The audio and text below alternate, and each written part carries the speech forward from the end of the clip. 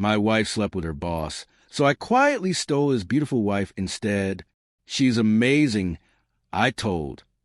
And honestly, I never thought I'd be the kind of man to type something like this online.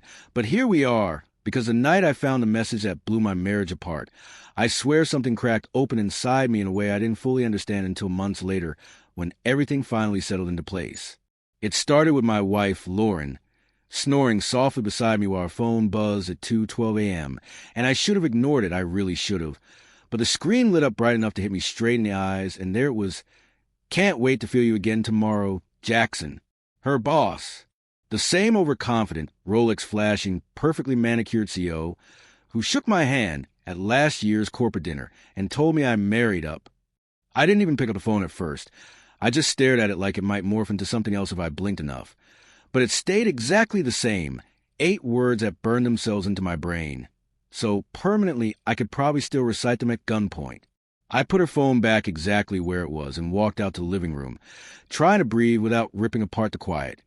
Because 12 years of marriage doesn't just disappear in a moment. Except apparently it does.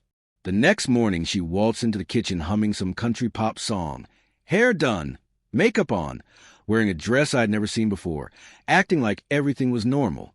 "I'll be late again tonight," she chirped. "Quarterly board review." Sure, right.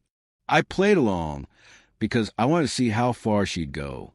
"Sounds important," I said, even though my stomach was twisting like I'd swallowed barbed wire.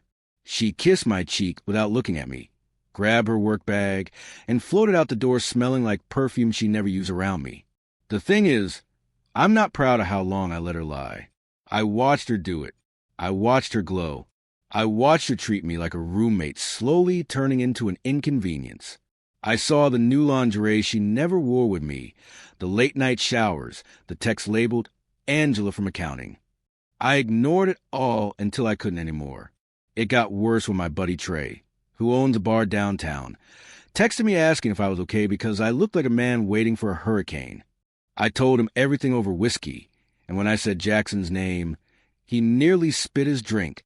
Dude, that guy comes in here with different women all the time, mostly employees. And that was it. Something inside me shut off. Not snap, just shut off like a breaker. I wasn't in a rage or scream or throw her clothes onto the lawn. That's not my style. But I wasn't going to let her play me for a fool either. And that's when she messaged me. Not Lauren, Evelyn, Jackson's wife. "Your wife and my husband," her message said. "We need to talk. Noon. Cafe Rose." My heart damn near stopped when I saw her name. I had only met her once, at that corporate dinner, and I remember thinking she was the kind of woman who didn't need to say much to dominate an entire room. Elegant, tall, dark auburn hair, a voice that sounded like she'd been born knowing how to command silence. At noon the next day, she walked into the cafe wearing a simple navy dress that somehow made every other person look overdressed or underdressed. When she sat across from me, she didn't even waste time with small talk. "How long have you known?" "A few days," I admitted. A few years." The way she said it, calm but razor sharp, rattled something in me. I asked her why she hadn't confronted him sooner, and she said, "Because I don't make moves until they matter."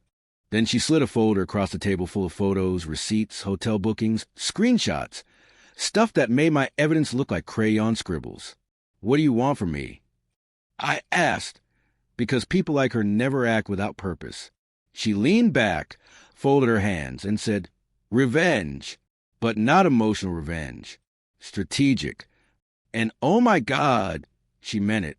She had a plan, an actual detailed, borderline brilliant blueprint. She wanted a public moment, one that would destroy their credibility with the same arrogance they used to lie to us. And for that plan to work, she needed me. She said we needed to appear united, which I didn't understand at first. Then she clarified, we need to be seen together. Let people draw their own conclusions. My brain short-circuited for a solid 5 seconds. "You want us to fake a relationship?"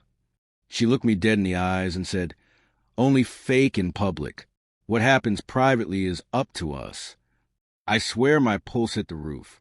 Not because she was drop-dead gorgeous, though she absolutely was. But because for the first time since discovering the affair, someone was actually talking to me like I mattered.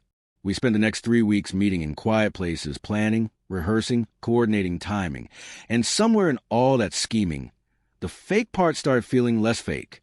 The night of the charity gala, the big reveal, I barely recognized myself. Evelyn had insisted on helping me pick out a proper suit.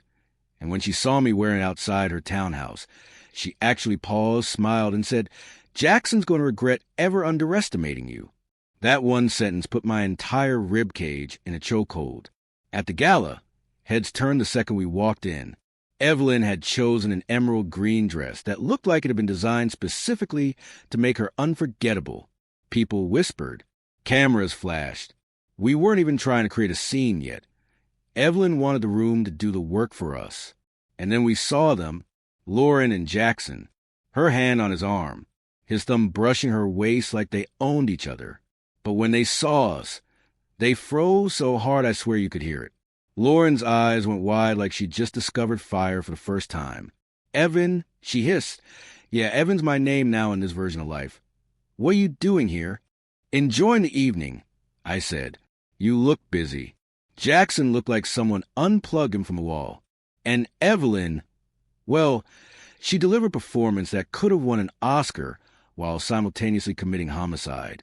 "Evan's my date," she said softly, loud enough for nearby board members to hear. What a wonderful night to move on from old disappointments. That was it. The room exploded in whispers. And you know what Lauren did?